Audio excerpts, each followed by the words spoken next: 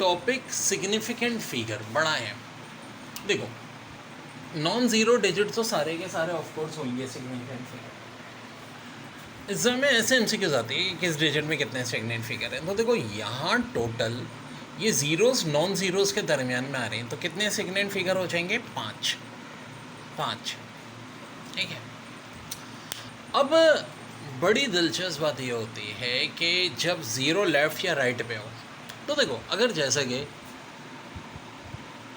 Decimal से पहले zero है तो ये तो सिग्निफिकेंट फिगर में काउंट ही नहीं होगा, और आगे भी ज़ीरो चल रहे हैं तो ये भी सिग्निफिकेंट फिगर में काउंट नहीं होगा। यहाँ सिर्फ ये एक सिग्निफिकेंट फिगर हो जाएगा। यहाँ देखो डेसिमल से पहले ज़ीरो, ये तो काउंट नहीं होगा। हाँ, इसके बाद कितने डिजिट हैं? 6। ये वाला ज़ीरो काउंट हो जाएगा जो नॉन ज़ीरो के दरमियान में। तो यहाँ हो जाएंगे 6 significant figure, 1 significant figure, 5 significant figure, 6 significant figure. यहाँ देखते हैं। देखो अब बड़ी दिलचस्प बात है, यहाँ डेसिमल से पहले ज़ीरो था, यहाँ डेसिमल से पहले 1 है, तो ऑफ कोर्स ये सिग्निफिकेंट फिगर में काउंट होगा।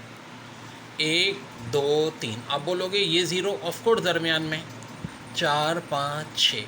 अब बड़ी दिलचस्प बात बताऊँ, डेसिमल से पहले अगर यहाँ कोई नंबर हो तो डेसिमल के बाद वाला ज़ीरो भी सिग्निफिकेंट फिगर में काउंट होता है।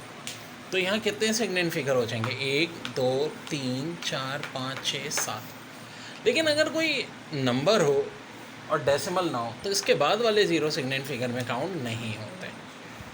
तो यहाँ सिर्फ एक सिग्निफिकेंट फिगर होगा।